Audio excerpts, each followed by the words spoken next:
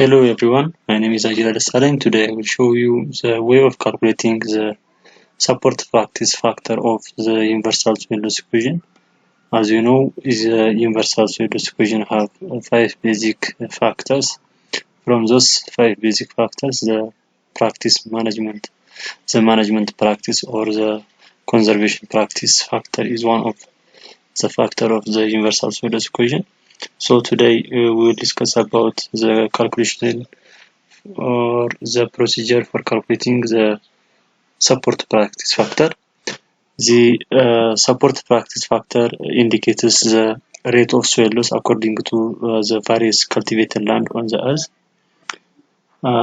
There are contour farming.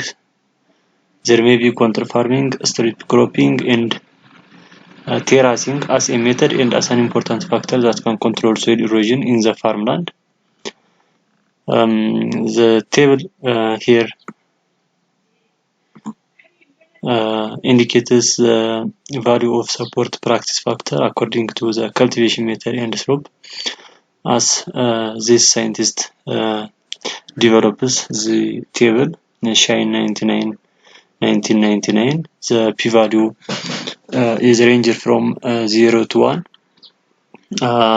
whereby the value of the support practice is 0, which means the land have very good man-made erosion resistances, whereas the support practice value is 1 for the land with no man-made resistance for erosion facility. So this table indicates the slope range and the different cultivation system. For example, for the land having or adopting contour farming, the value of P is mentioned as it is, or in this form. For the farm adopts strip cropping, the value of support practice is looks like this, and for the land having terracing for erosion management, will have the p-value seems like this with the slope range of this. So now we directly go to ArcGIS and we'll see the procedure of the calculation of the support practice factor. So let's start now. Here we open the ArcMap, and the only data required for doing or for calculating the P factor is the DEM map and the boundary map of the study area. So now we are going to add the DEM and the boundary map of the map. So the boundary map of our study area for the sake of this video is this, and the DEM is this. Then from the DEM we are required to extract the DEM of our study area by the boundary. So we need to go to the spatial analysis tool, then extraction, then extract by mask, then the input raster will be the DEM and the input raster feature mask will be the boundary map. Then we can take as it is and click OK.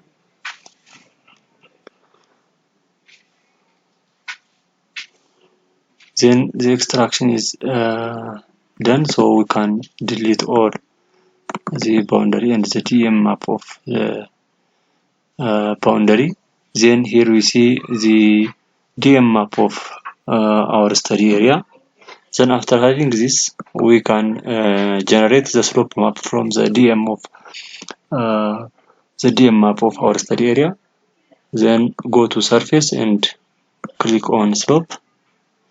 Then input raster will be the DM map, and the output measurement will be the degree, and you can click OK. Then here we can generate the slope map of our study area. Then after having this, we need to classify the slope range based on this. So to do this, we need to go to reclassify, reclass, then reclassify. Then the reclassify, the input raster will be the slope map, and classify here. Then here the classification method will be defined interval. Then here we can rewrite the slope range, which is 7, 11.3, 17.6, 26.8, and greater than 26.8. Here is 0.7, 0 up to 7, 7 to 11.3, 11.3 to 17.6, 17.6 to 26.8, and greater than 26. So after this we can click OK. Then OK. Here we can get the slope class that we want us. Here the slope class is 5 based on this classification. Then this is the raster map. So to calculate the p-value, here if we see the attribute table, here we cannot get enough information to do the p-factor. So we need to convert from raster to polygon. To convert this raster to polygon, we need to go to conversion tool, then from raster to polygon. Then here the input raster will be the classified slope, and we can take as default for the remaining parameters. Then here we can generate the polygon. So when we see the attribute table, here we see different information about our map or our study area. Here the map have object ID, shape, ID number, grid code, shape length, and shape area. So after this, we need to merge the similar grid code for calculating or for assigning the p-value. So here to do this, we need to go to here and select by attribute. Then the grid code equals to get unique values. The grid code having similar values will be merged in this step. So equals to 1 and apply. Then here we go to editor, start edit. Here OK. Then after activating the editor tool, we need to go to merge. Then OK. Now merging the grid code having one grid code are merged now. Then we need to go to merging the map having grid code 2. Then to do this, click on this and clear selection, and select the attribute again, grid code.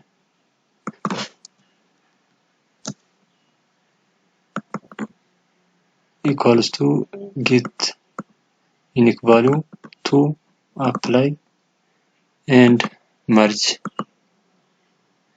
OK. Then now we can merge the map having grid core 2, and go to this and clear selection and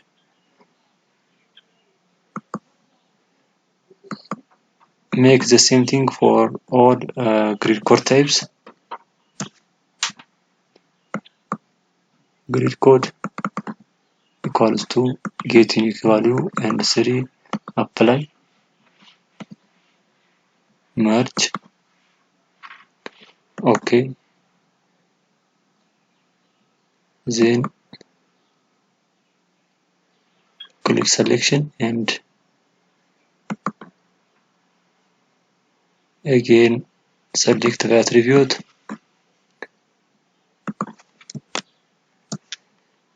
grid code equals to get unique value and apply, then merge, okay, and now we can merge the grid core having 1, 2, 3 and 4. The remaining grid core number is merging grid code having the grid code 5. Then now clear selection, and the final merging step is merging the grid code having grid code 5. Then select the attribute, grid code equals to get unique value and 5, then apply and merge. Okay. Now we have finished the step of merging having the same grid code. Now we'll go to stop edit and accept the editing. So now we can merge the map having similar grid codes. So that means 1, 2, 3, 4 and 5. Then after doing this, we can go to open attribute table and add field. Then the name of the field will be p-factor. Then here float and okay. So here we can add the p-factor column 1. So now we can assign for the value based on the slope range this. So if our study area has only treatment of contouring, we can add this value based on the slope range, and if our study area have adopting strip cropping, we can add this.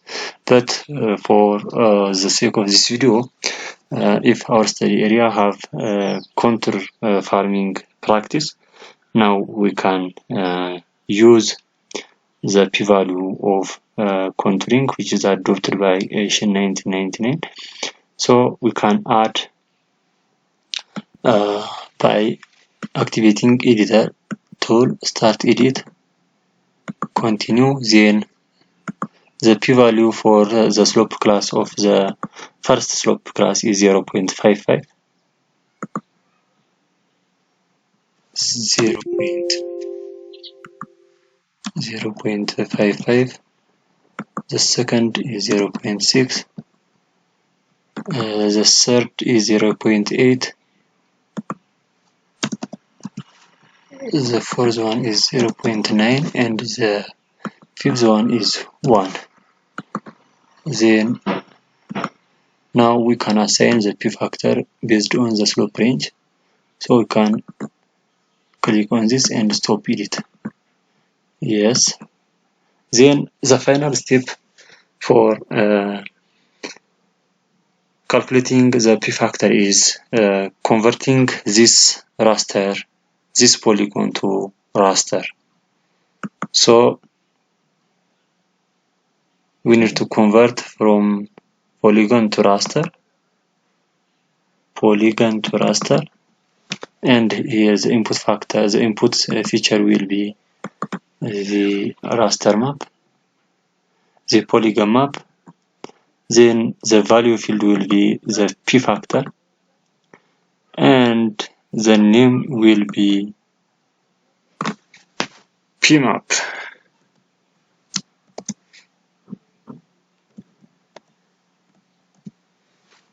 Then we can click OK. Now we can generate the p factor map of our study area. So now we can do some editing symbology. For example, if we classify this, or if we stretch the value 1 and 0.05, we can change the color also, and we can click OK. So now this is the p factor map of our study area. So we can use for estimating the total soil loss as one factor of the universal soil loss equation.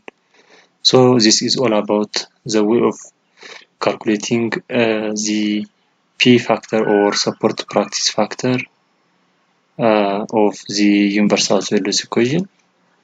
So thank you for watching, and if you like this video, please like and share my video and subscribe my channel.